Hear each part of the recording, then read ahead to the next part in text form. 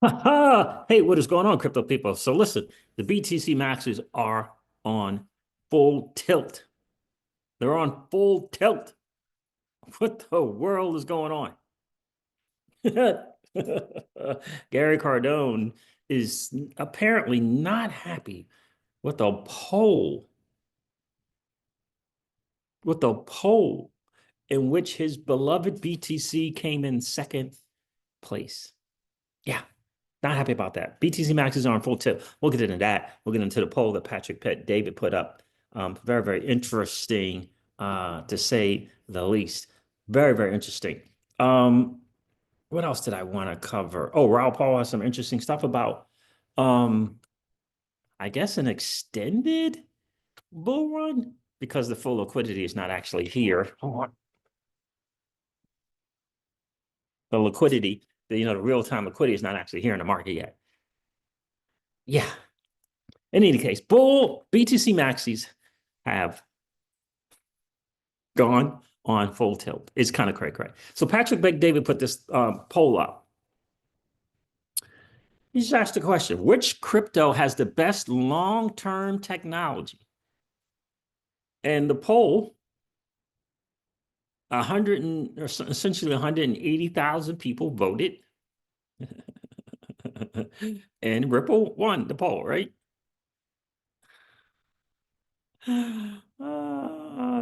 Just, and this is what Gary Cardone, of all people, responded to this poll. Of all the people you would think that would not go from being long Bitcoin to becoming a BTC Maxi, and that's the challenge.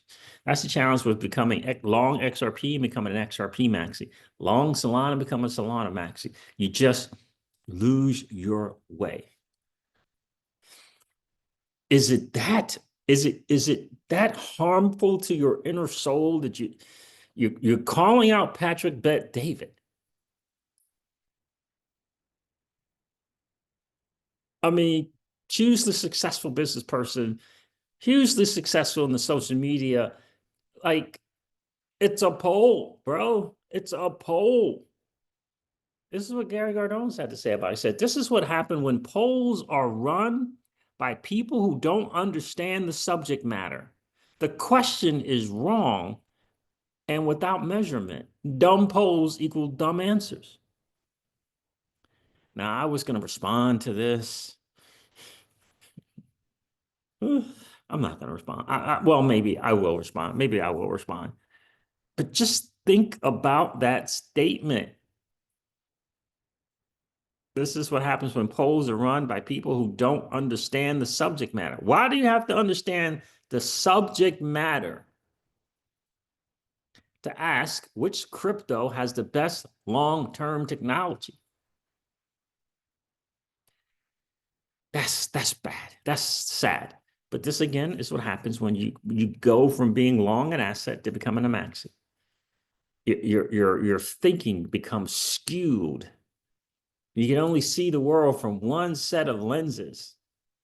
And I would have thought better of a dude of Gary Cardone's age, number one, but if it's just a success in business and other things that you've become such a maxi, apparently, that you get triggered by a poll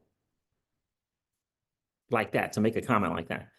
Yeah, it's a little disheartening. So Tristan Tate, someone said, well, is this poll wrong? X marks whatever says, did he ask the question? Did he ask the question right here, or didn't he word it properly? LOL. It was just Tristan Tate just asking, did a poll. Your favorite crypto asset is BTC ETH XRP link. XRP, and from the poll, right?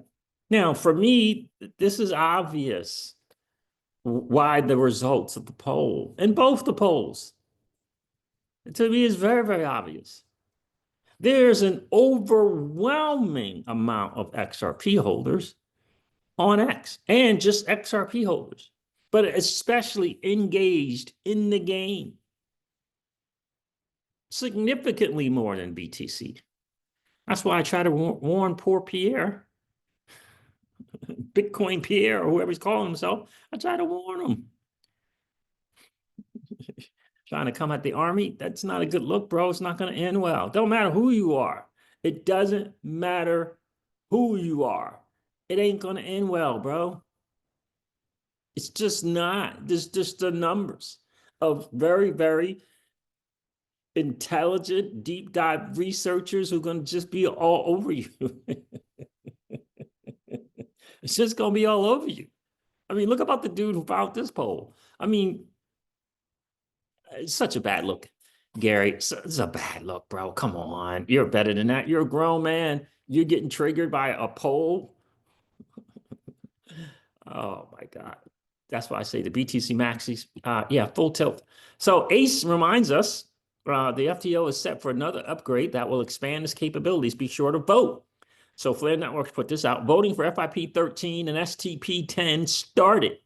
Enables LSTs, LRTs, and more custom feeds via logic encoded smart contracts.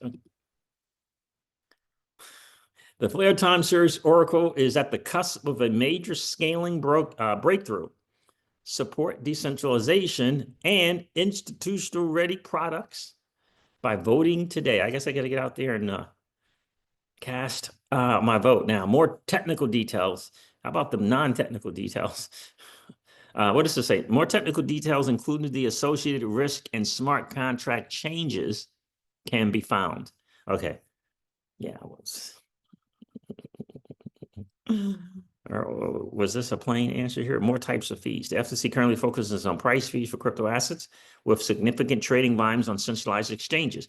Custom feeds will expand this to include data like liquid staked tokens, LSTs, and cross-chain metrics. So this is basically an upgrade to provide more feeds, more or significant or different price feeds. It's probably a better way of putting it. So very, very cool. Make sure that you guys vote on that. Let's hear from Raoul Paul. Raoul Paul seems to think, shout out to Paul Barron, you did a good job interviewing this guy here, that we may have a little bit of an extended bull run because we're not quite, the liquidity is not really quite where it's just kind of just barely getting started. Take a listen. Full cycle. There is no way around that because of the aging population and debts that we have. So the only thing is, will this cycle morph it somewhat? Of course, they all do. Like the last cycle peaked really early. Why? Because the business cycle peaked early. In March 2021, the business cycle and liquidity peaked. When we go to 2017, liquidity in the business cycle peaked right at the back end of the year, and then it had a blow off top. 2013 was similar. So the last time around was actually the abnormality, and there's always going to be an abnormality. So what is the one most likely to happen this time?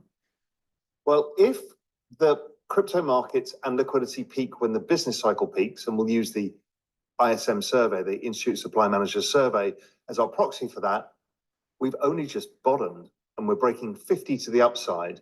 And that's going to take several months or a year or so to get there. So probabilistically speaking, it might push it into 2026. So that's something we'd have to get our heads around, is actually it goes a bit longer than we imagined. So that's what I'm thinking about this cycle. Then we've got to think, okay, is the downside going to be the same? Because we've got new players, you've got ETFs, we've got different stuff. People could have put Bitcoin in their 401k. And I would argue we probably have less downside. Bitcoin's downside has been less each cycle. Less downside. So maybe it's down 50 or down 45 this cycle versus NASDAQ would be down 20, let's say. That would make sense. Now, a whole bunch of everything else will go down 99% or 95%. But what we'll see is the majors going down less than previous cycles. I think that's my most likely outcome. And so it can catch people off guard, because if people are waiting for the bottom of a cycle in 2026 and it's more of a sloppy sideways range and everyone's expecting it to go lower, you can end up having this whole mess where you're very bullish, but you don't own anything. So I think let's see how it plays out. But I think it's going to be, it'll always be different.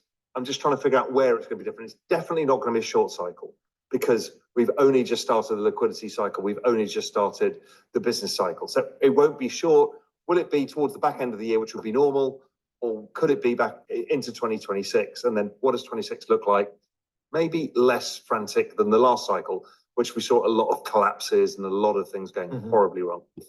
So that's a great question, and that's a great response. And so it kind of, we've only just begun. So thus it kind of makes this, you know, a better, more likely scenario where it's a longer cycle. So it maybe extends into 2026. Other people have called the same thing as well. But I do find it interesting that he said perhaps maybe Bitcoin doesn't go down as much as it typically goes down, which is interesting. And which could mean, even though he said the alts are still going to go down 95%, but also saying that you might not have any crypto left if something does kind of blow off in 2026. So that's interesting. That leaves a lot of just the regular retail investors in a little bit of a dilemma, I think, for sure, because maybe they exit too soon. Maybe they take full profit. Full profit. I don't know if you know, it's hard to say taking profit too soon. I mean, it is and it isn't taking full profit, right? If you take a third or a quarter, okay, you took profit, but you didn't take all of that profit yet, right? Maybe so that's okay. But I do know a lot of people in the past either didn't take any profit at all, or they took full profit, you know, just exited 95, 98, 99%. And too soon because of the complete portfolio was exited out of too soon. Didn't have a third left, didn't have a quarter left, didn't have a half of the portfolio left to take advantage of you know, the future swing in the market that happened. So I'm doing kind of like more of a timing thing. You guys gonna have to decide kind of where you are, what do you think with that as well. That's interesting coming from Raul Paul for sure.